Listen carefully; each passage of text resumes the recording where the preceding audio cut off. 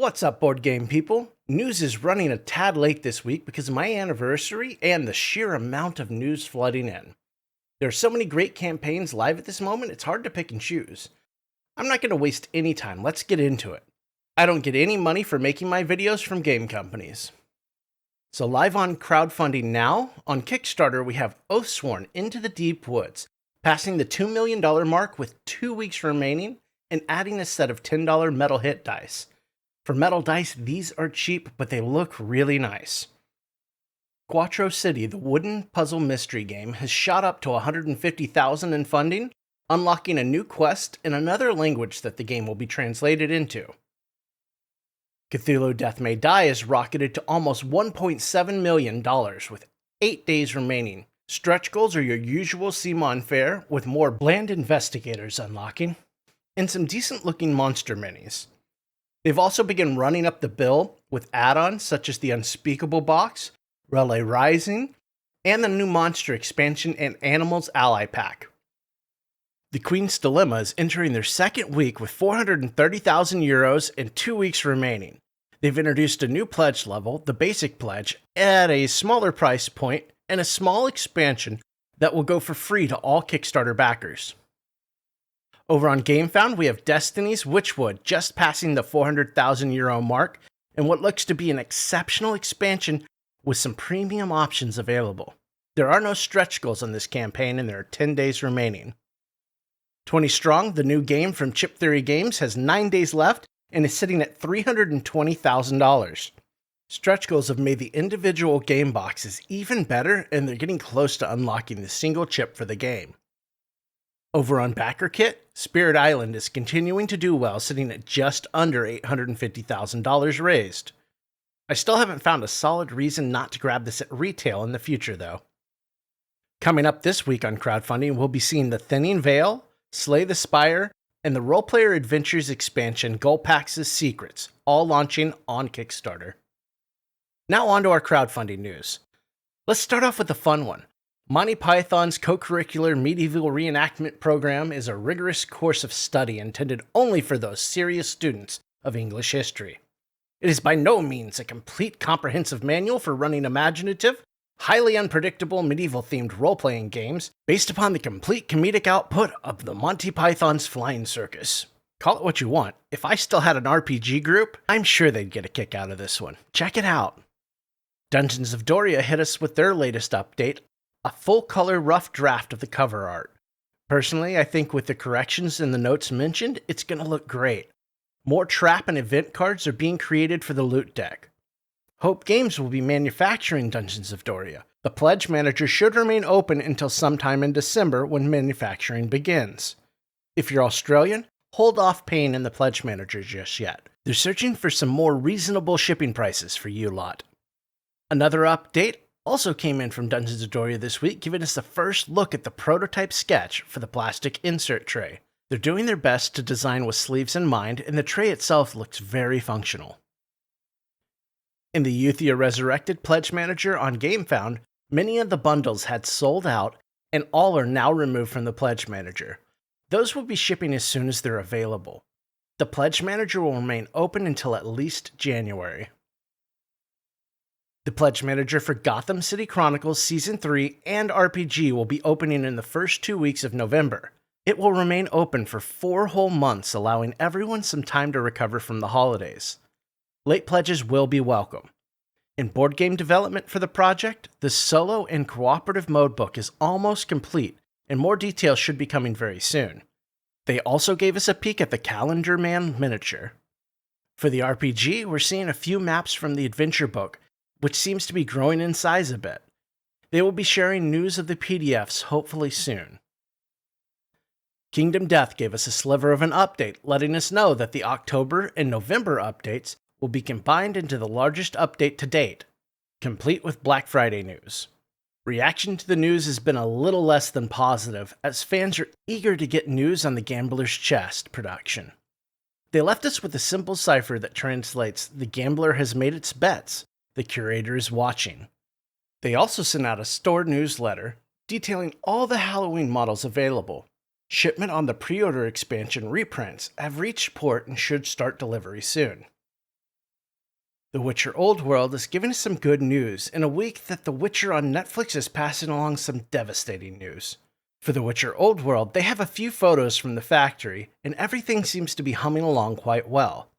They've made some slight adjustments to the player mat to tone down some of the colors, and it's looking much better. They're hoping that next month they can start to speculate on when delivery dates will happen. And if you haven't heard, Henry Cavill will be departing The Witcher after Season 3. He'll be leaving the role in the hands of Liam Hemsworth. We have an epic deal alert. Steamforged is offering discounts on Resident Evil 2 and 3 core games and expansions to celebrate the spooky season. Don't wait, this one will disappear in a flash. Buy a core and get an expansion for free. The crew at Sea of Legends has been having themselves a little quiet time, but they've also been hard at work. The tooling process for the miniatures is starting now, while they finish up work on the 5th faction and layout of printed materials. Right now, they're hoping to get the paper product started ahead of schedule and get the game out to backers a little earlier than estimated.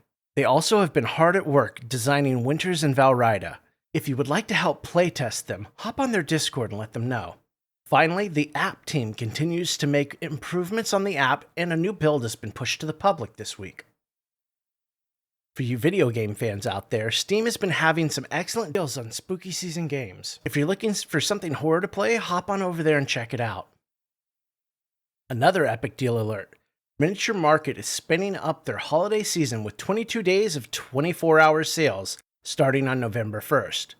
I'll be doing my part to keep everyone informed if I see deals I think you might like, but it's best to keep looking for yourself as our tastes may not always align. League of Dungeons is ready for production this week. This is a huge milestone for the project, and it has hastened the need for firm shipping agreements and numbers to be planned.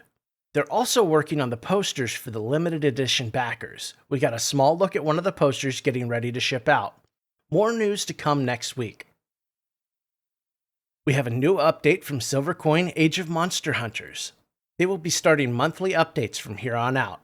After a bit of a break, they're back and shifting focus to many areas of the project. They've gotten an image of the Hydra prepared, and we should be seeing the Spellblade soon. Scenarios will be revealed in each separate update. If you got the Trinity expansion, you'll be getting 15 solo or co-op scenarios in total. This update, they're giving us a deep dive into the scenarios available on Tabletopia: Ulm Infestation, Ashgar Plague, and the Warring Kingdoms. If you want full details on these, check out the update in the video description. A newsletter has come in from Battle Systems. They're going over Essen in general, but have shown us a fan-created app for the Core Space game to help with information on every piece of equipment in the game.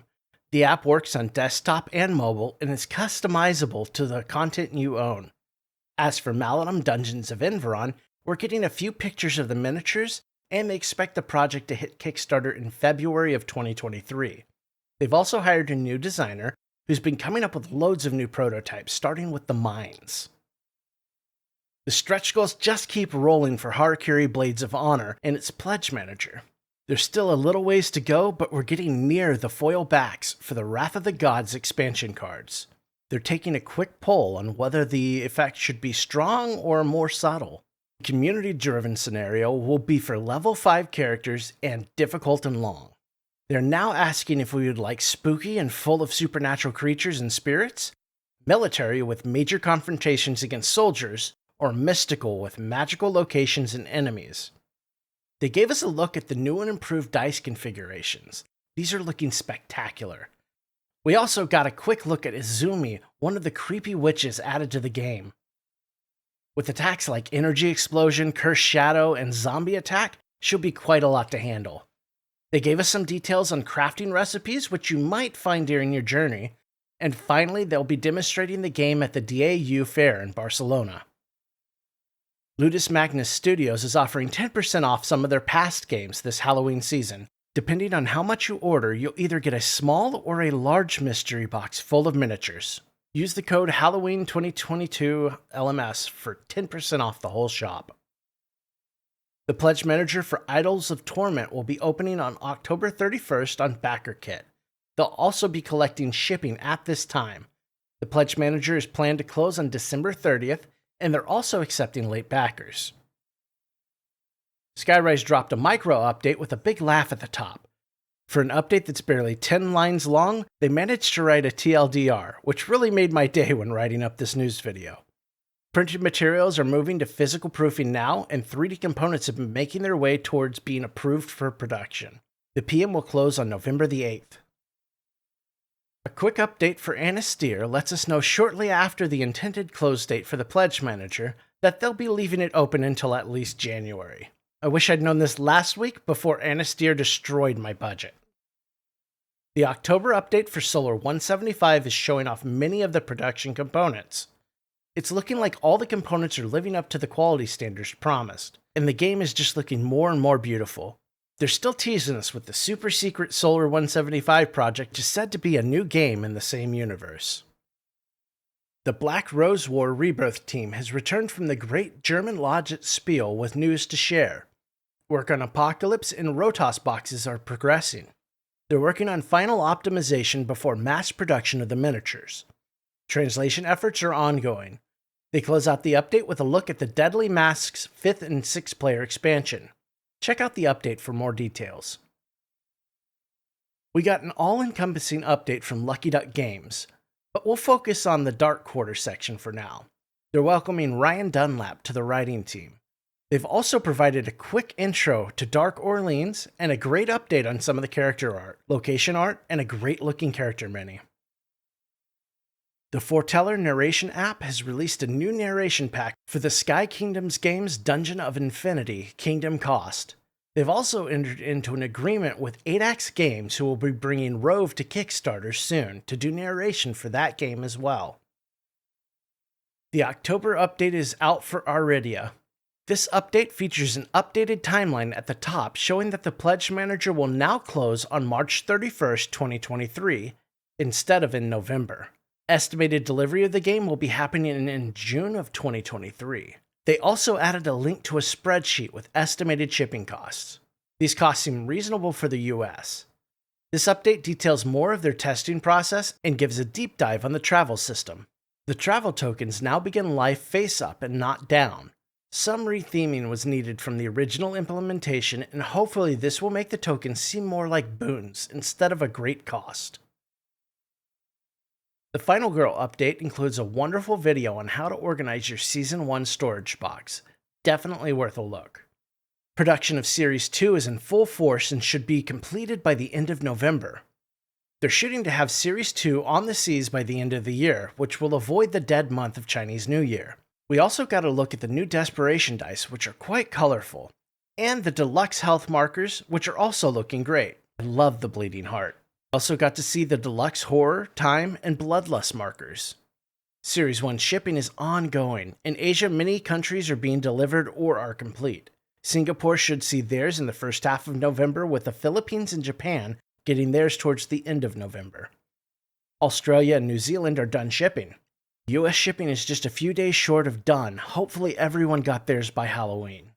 Canada should be starting delivery now. The UK and the EU will be shipping soon. A new set of resin masters for Primal The Awakening has arrived at the studios. A huge congrats to Reggie Games for getting these done right. A huge thank you to King of Average for assisting with that process. The hard work has really paid off. They're now combing through the cards for a proofreading pass that's 50% complete. Writing for scenarios continues, and the final layouts for the rulebook and scenario books have been designed. The mold production is running and some of the first batch is now finished. The additional tweaks that were necessary for some of the minis has pushed the production timeline out a bit, and they're hoping to have the game shipped now out of China by the end of Q2 2023. Fulfillment should begin 4 to 6 weeks after that. A very rare update from Mythic for Hel The Last Saga has been released. The form factor of many of the cards, not specific to a song or scenario, have been tweaked for organization and storage purposes. The good thing is that organization will now be assisted by dividers to make dealing with the cards a bit easier. Each song will have its cards contained within 13 individually sized tuck boxes. Each song will still include 2 to 4 scenarios. The written material for the booklets has ballooned from 200 pages to 656 pages at this time. The writers really got into the story. Up next for the project is actually to start production. Hopefully we'll hear something about that before 2023. In retail, we saw Atomic Mass Games drop the character cards and rules for Logan the Wolverine from the Weapon X program set. Fantasy Flight has released the Scourge of the Waste figure pack for the Lord of the Rings Journeys in Middle-earth game. The pack contains 3 miniatures of the primary villains of the Spreading War and Poison Promise campaigns. It also includes 5 new item cards and a new role. For X-Wing 2nd Edition, the Battle of Yavin pack has been released. This set casts one player as the rebels trying to destroy the Death Star. This month is just beginning, and I can tell you now, everyone is busy trying to get the projects wrapped up or at a good pausing place before Chinese New Year in February. We have our upcoming campaign videos coming very soon for November, our month in review, and more campaign guides than is healthy to watch. Buckle up, November's going to be wild. If you haven't already, please consider subscribing and leaving us a like to help the channel grow. Thanks to everyone watching and commenting. If you want to talk board games, hop into our Discord linked in the video description.